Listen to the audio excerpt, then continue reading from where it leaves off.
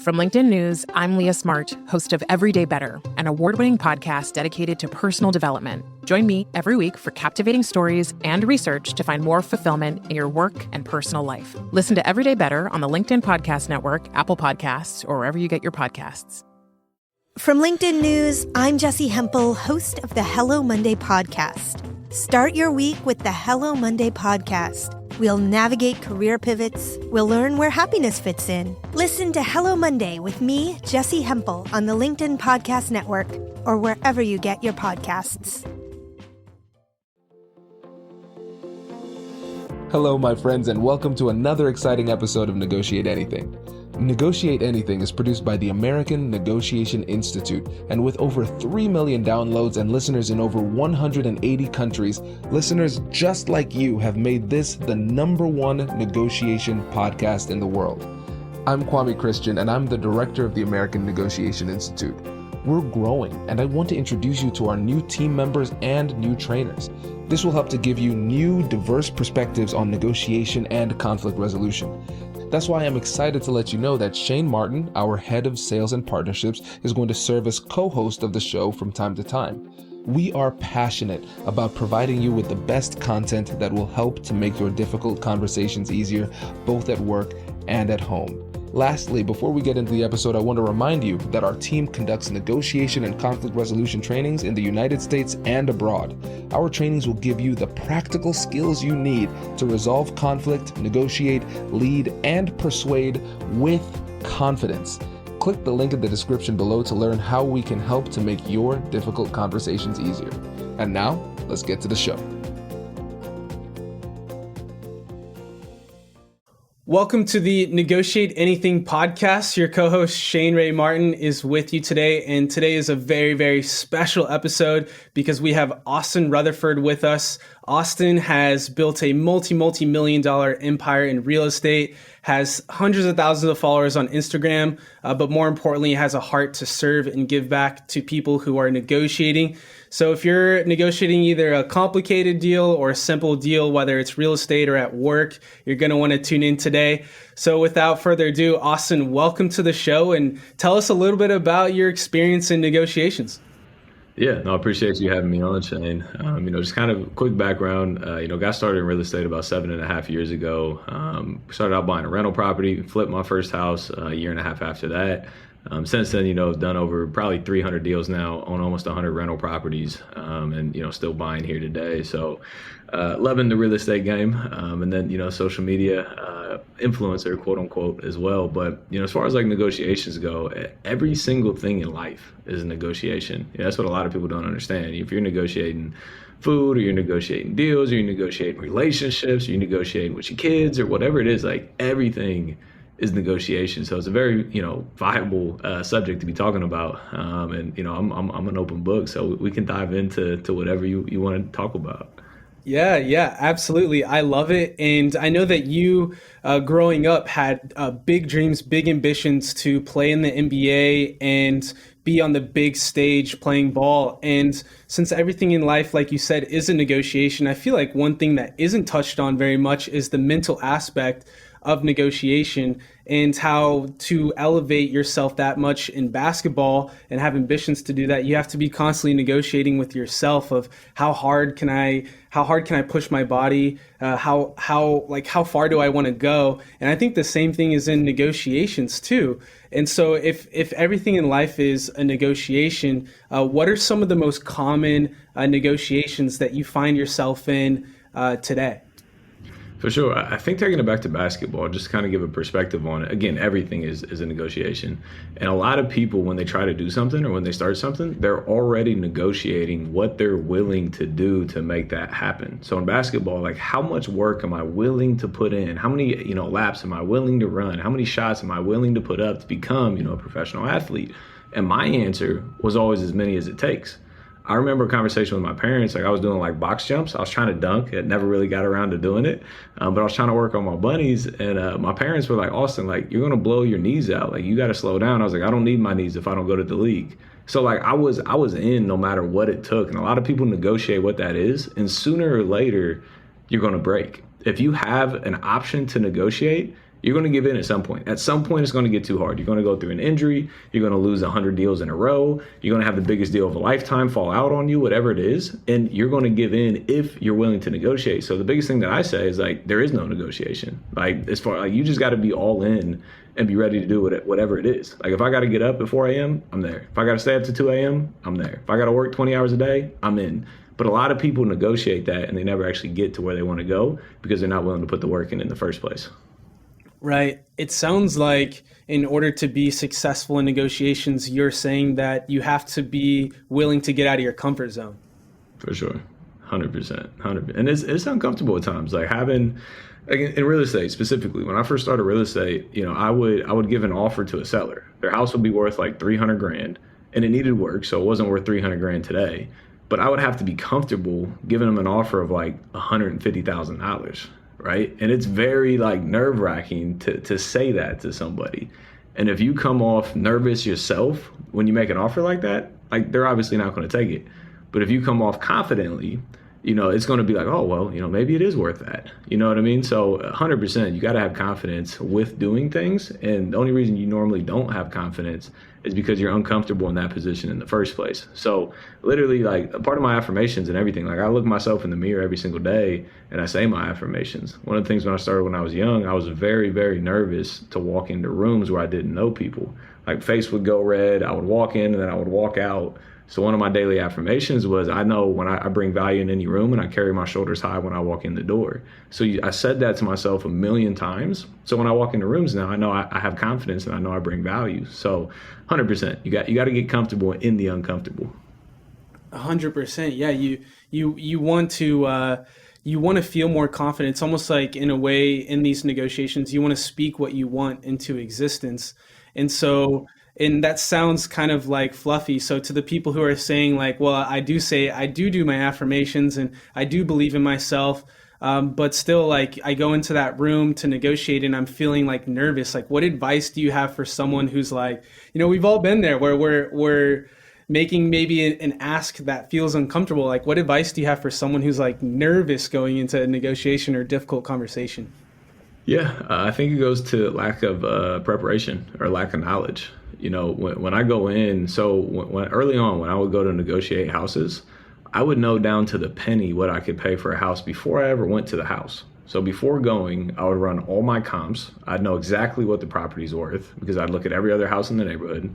I'd go through and I'd ask them questions before getting there about the condition of their property. So I already knew what needed to be done at the property. So I ran my numbers all the way down to the penny. And usually I only had like 3 or 4 questions once I arrived on site. And it might be like, do I need to change the electrical panel? Are there foundation issues? And then that is it. So if I go in, I'm like, it needs an electrical panel, boom, my offer drops $2,000. If it needs a foundation solution, it's $5,000, my offer drops $5,000. So I already knew exactly what I was doing when I walked into the meeting. And I was comfortable with the conversation flow because I role played with myself hundreds and hundreds and hundreds of times to get comfortable with the conversation. So when you go in knowing the numbers, knowing the conversation, knowing how you want to control the conversation, like there's nothing that you don't know, right? So you go in with confidence. A lot of people ask me on my first flip, I was able to raise $250,000 to fund that first deal from a private money lender. I was 21 years old at the time. People are like, how did you get $250,000 at 21 years old? And I ended up asking my lender that. I was like, why'd you lend me money? Like, you knew I was young. Like, why? And she was like, because every question I asked you had an answer to. That's preparation. That's knowing your stuff. So if you're prepared and you have the knowledge going into it, you have a lot more confidence walking through that door. Yeah, it makes a ton of sense. And what we talk about at American Negotiation Institute, we've done hundreds of trainings on negotiation, thousands of people. And we talk about how competence breeds confidence. So the more that you show up, like you said, you've done the comps, you know how much you're going to have to either put to the electrical panel or to new flooring, et cetera, that you know that you have to deduct that from the offer that you make. And so how about, let's say you make that offer and they say no. Let's talk about something that people are usually a little bit hesitant to talk about in negotiations is like, when you get punched in the mouth, when like things aren't working out, when you're frustrated, when you lose a deal, like how do you deal like emotionally, mentally with, I don't know, rejection? it's a numbers game. It's on to the next. At the beginning, again, it hurt, right? It was like, man, like I spent all that time, all that energy on this deal. Knowing what I know now, it was never a deal in the first place. I just got emotionally attached to it and tried to create something out of nothing. So, but I mean, even past that, like there are deals that you try to make happen because they're deals and they still don't happen. But like, it's literally a numbers game. That's all it is. You talk to 100 sellers, you get a deal. You talk to 100 potential private money lenders, you get a private money lender. You post 100 pieces of content, one finally goes viral. So like literally anything in life, like you gotta implement and learn, implement and learn, implement and learn. When you have a conversation with the seller and when you're going through the negotiation, you get to the price and you're just like, all right, $200,000. You gotta understand their response to that. If they're like, okay, I'll think about it. That's everybody's answer most of the time. Like you just screwed yourself because they're going to think about it and say no. So how do I get that question removed in the next conversation? So you got to ask yourself, how do I remove, let me think about it. So before saying the offer, you now say, hey, Mr. Jones, if I were able to give you an offer today that you were happy with, are you ready to make a decision right here today so we can get this done as quickly as possible for you? Yes, I'm ready to make a decision today. Perfect. My offer is $200K. Well, let me think about it. Okay, Mr. Jones, you just said you were ready to make an offer today. Like, what's the issue? What's going on right now? And then you literally get rid of that, question from them before you even make the offer in the first place. So it's doing something, learning from it, and then tweaking it on the next thing. And again, that's in negotiations. That's in social media. That's in having an argument with somebody in your family. Like, how do you get past the issue? You eliminate it before it ever happens in real life. Does your company invest in professional development training? If you believe that your team would benefit from a negotiation workshop, all you need to do is go to our website, fill out the workshop request form, and then we'll set up a time to chat. These workshops are completely customizable and we've done them all around the country. Negotiation and conflict resolution skills are beneficial across all professions, but they're especially useful in procurement, purchasing, sales, sourcing, and contract management. Our calendar is filling up quickly and we even have some workshops scheduled for next year. If you think you might want one, I'd suggest reaching out soon so you don't miss out. Check out the link in the description to learn more. And now, back to the show. Brace the rudders! Raise the sails! Raise the sails! Captain, an unidentified ship is approaching. Over. Roger. Wait, is that an enterprise sales solution? Reach sales professionals, not professional sailors. With LinkedIn ads, you can target the right people by industry, job title, and more. We'll even give you a $100 credit on your next campaign. Get started today at linkedin.com/marketer. Terms and conditions apply. That's right. And sometimes when we are having conversations with our families, sometimes we don't even know that we're in a negotiation. And arguably, those are the ones that might be the most dangerous, are the ones when you don't know you're negotiating. And so I loved what you said about how before you are making an offer, before you're making your ask, you're putting, let's say you use the example of Mr. Jones, in the mindset of being receptive to your message. And there's a really, really powerful book called Persuasion, written by Dr. Robert Cialdini, who has done tons of studies on how to be persuasive.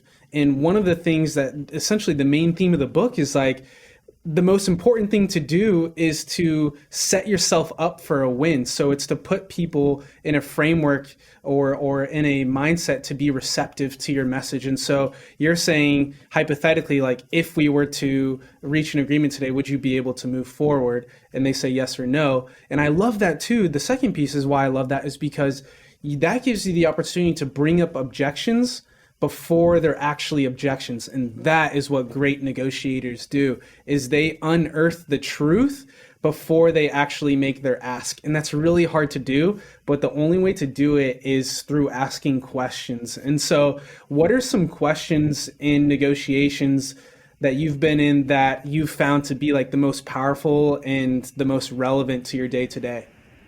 Yeah, absolutely. So that's one of them. Are you ready to make a decision here today? Another one is like, what other decision makers are involved? Again, if you negotiate all the way through with one person, you say $100,000, they're like, yeah, I agree. Perfect. Let's do a deal. Well, I got to talk to my wife. And then the wife might be thinking $200,000. So at the beginning, we always ask, like, are there any other decision makers involved? And it's like, yeah, my wife. Perfect. Go ahead and put me on speaker so we can all have this conversation together. Well, she's not home right now. Perfect. Go ahead and give her a call and put us on three-way. Well, she doesn't have her cell phone on her. Awesome. What time is she going to be home? I'll give you guys a call back at 5:30 p.m. on the dot. We'll be able to have this conversation. So it's getting through those things before, like you said, before they even come up, the objections, getting rid of them before anything ever happens. So those are two of the bigger questions on the real estate side for sure. I'm trying to think like social media or anything. There's really no like questions on social media. You just kind of like put content out there and see what sticks. But it's like, it's learning from it, right? You know, we have a whole a rebuttal list. So if a private money lender asks, like, you know, what happens if, you know, we give you money and you get hit by a truck and die, like, how do we get our money back? There's two answers. For me, there's two answers. One, you have a mortgage on the house. You can foreclose on the house and get your money back. And two, I have a very large life insurance policy. So before that even comes up, I'd be like, hey, just so you know, I have a blank amount, $1 life insurance policy. If anything were ever to happen to me, you'd be the first one to get paid out. So like that gets rid of that question before it ever even happens.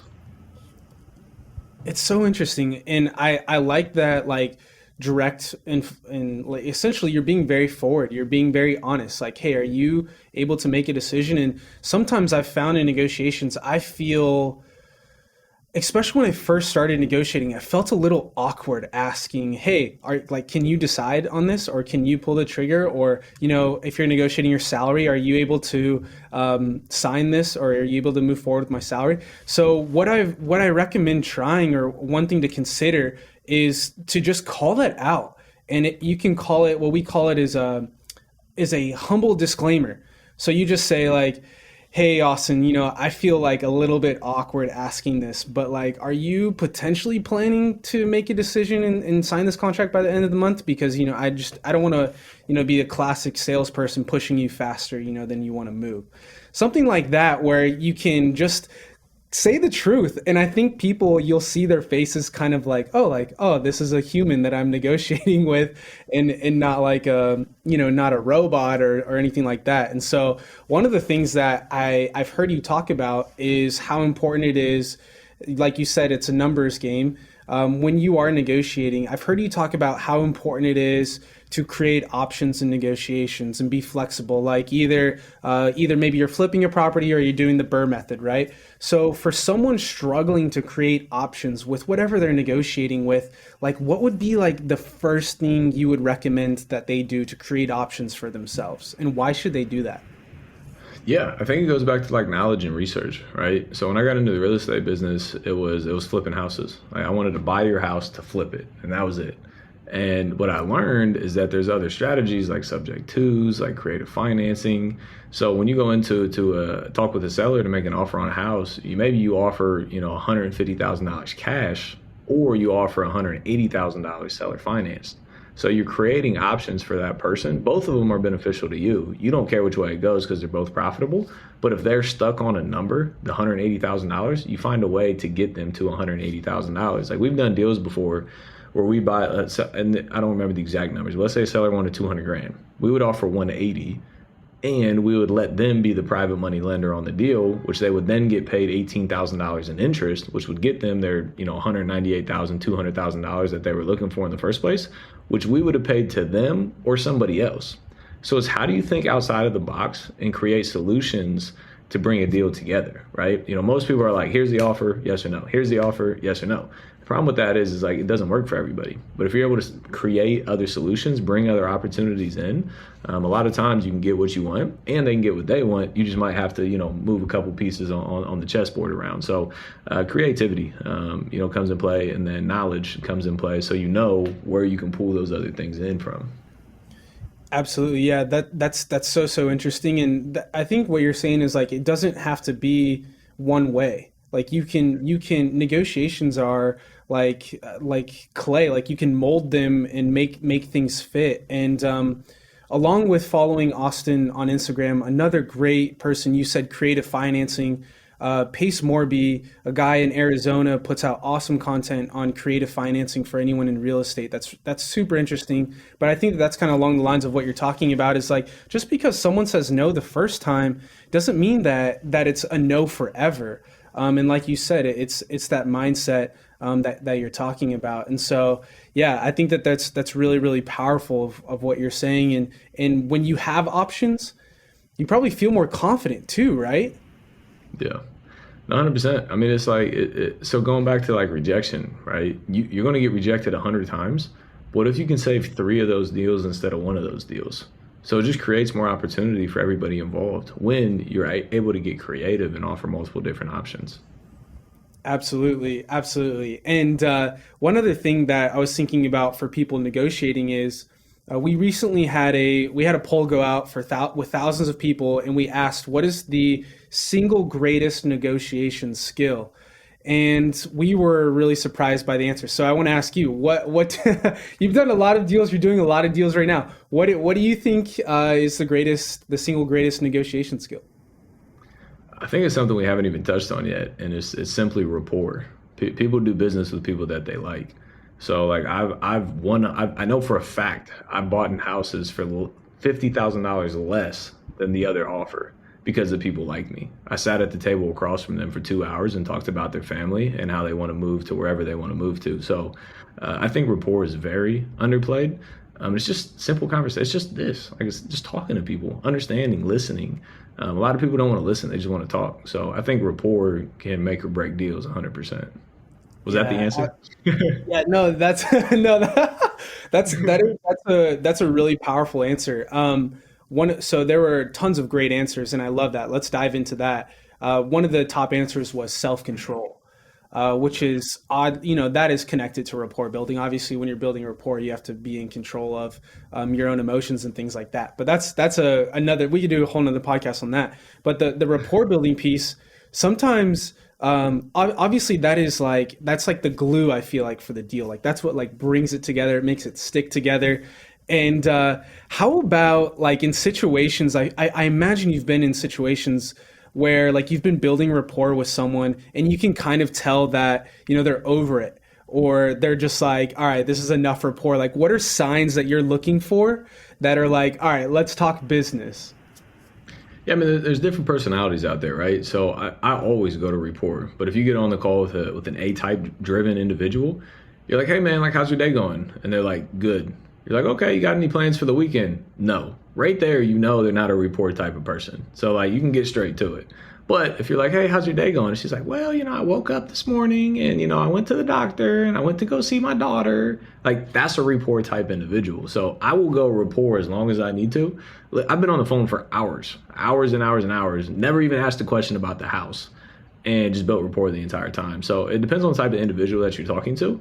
But my answer is like, if you're going to rapport, go for as long as you can. Because the more I forget the law that's out there with it, but like the more time and value you offer somebody, the other person feels inclined to offer value back to you. So if you're sitting there talking to them, understanding them, offering them advice for hours, and then you and one other person make an offer, they're going to feel inclined to go with yours because you already offered that value to them. I forget the law, but it's something out there. So to me, like I'll go rapport every time. But a lot of times, like if somebody calls me and wants to talk rapport, like I'm good. Like what's the numbers? If the numbers make sense, let's do it. If not, like we can keep it pushing. So it depends on the individual that you're talking to.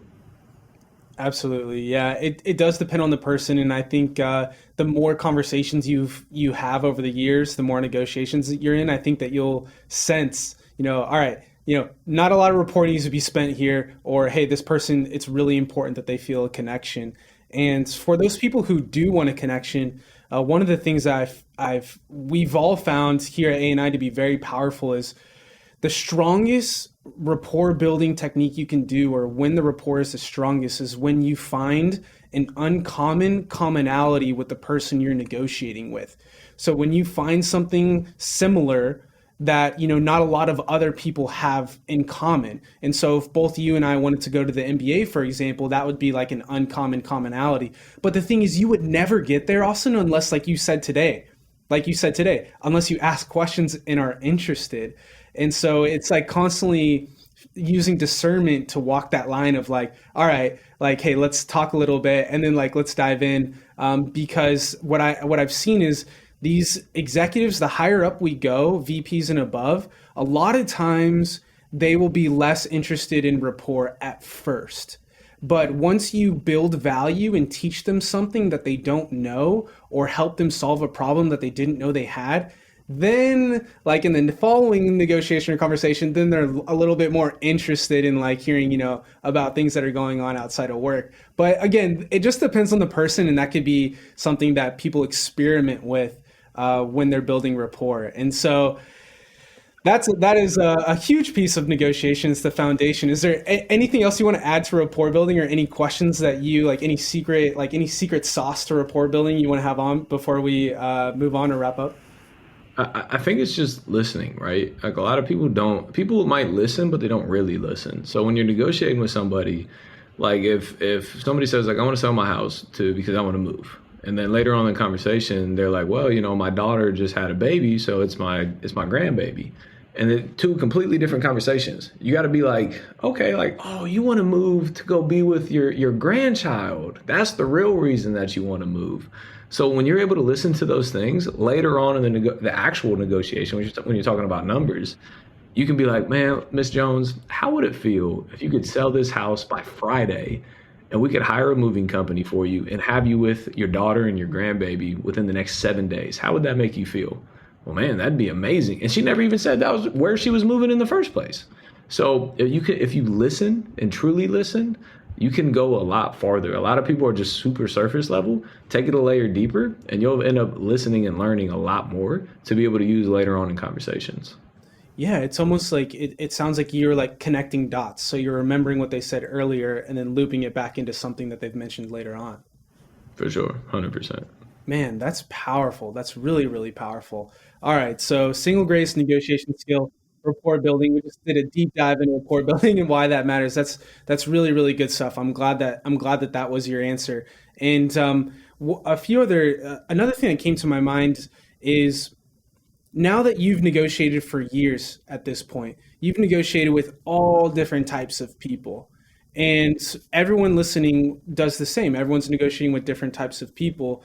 And so you've negotiated with people probably who have zero money to people who have millions of dollars. And I'm curious, when you're negotiating with someone who maybe has more leverage or has more authority or has just more capital to deploy to a project, like, what are those conversations like with those type of individuals? I'm just curious.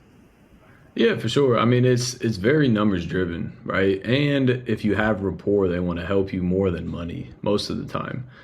So a lot of like people I've done business with when I was younger, like they wouldn't take the best deal. Instead of earning 12% on their money, they give it to me for 10 or 11% because they wanted to see me win. They wanted to see me succeed. So a lot of quote unquote successful people really actually want to see people win.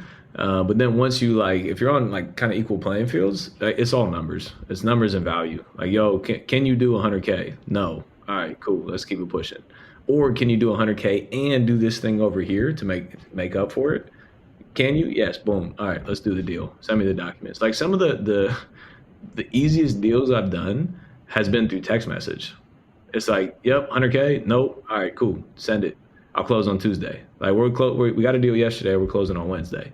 And it was the easiest conversation I've ever had. So like when you're dealing with people that understand money and have emotion removed from it, the problem is a lot of people get emotional, and that's where all the headaches start to happen, is when they're emotionally tied or they feel this some type of way, or they heard that you like this one person that they don't like, so now they don't want to do business with you. It's just all this crap out there. I mean, I can give you story after story about hate messages I get. Like it's nonstop.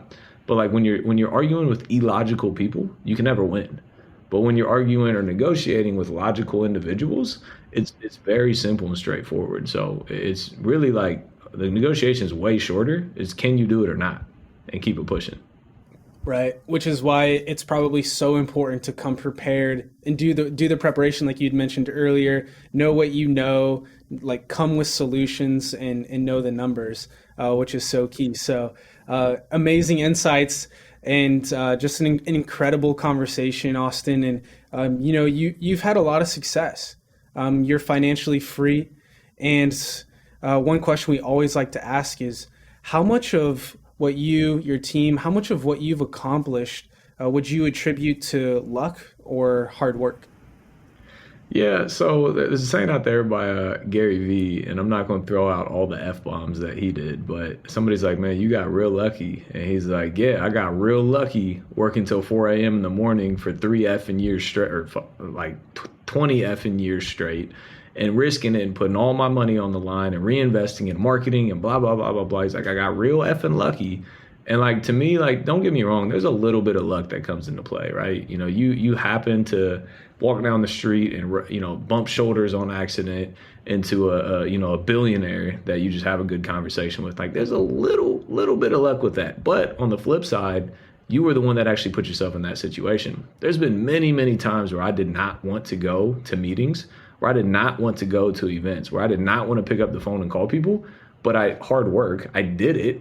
And that led to an amazing opportunity from being there that would look like it was relatively lucky, but I never would have been in that position if I didn't actually get up and go. So there's a little bit of luck in everything, right? Buying, you know, Dogecoin and getting a 5,000x in a week, like, that's a little bit lucky, but you actually made the decision to buy it in the first place, right? So there's a little bit of both sides there, but without hard work, I don't think luck happens. With hard work, I think luck can happen.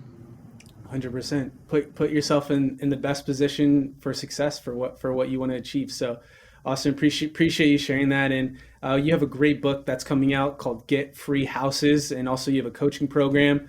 And there we go, Get Free Houses. So for anyone who's in real estate and really negotiating out in the field with lenders, with sellers, with buyers, what's like the number one takeaway that they would get if they buy your book?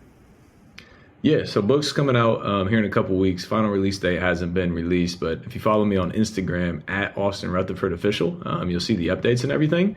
But the light bulb kind of went off for me, specifically in real estate, when I learned that I could literally get free houses. So it shows you how to find deals, how to find private money, how to negotiate with contractors, and how to get deals at the right price, where you can physically get a house given to you for free, which really means none of your own money, invested the entire process.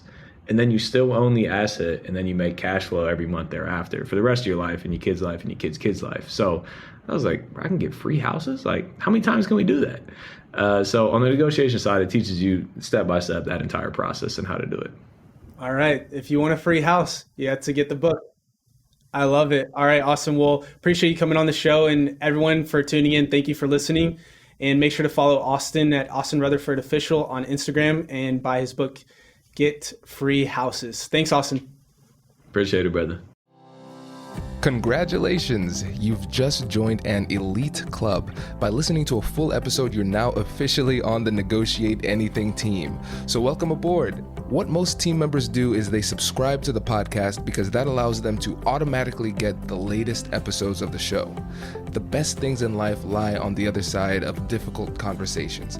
Keep learning, keep practicing, and keep getting better. Your relationships will improve, your career will soar, and you'll have the confidence you need to get the most out of these crucial conversations. Again, thank you for joining the team. We're excited to have you, and I will see you in the next episode. I'll catch you later.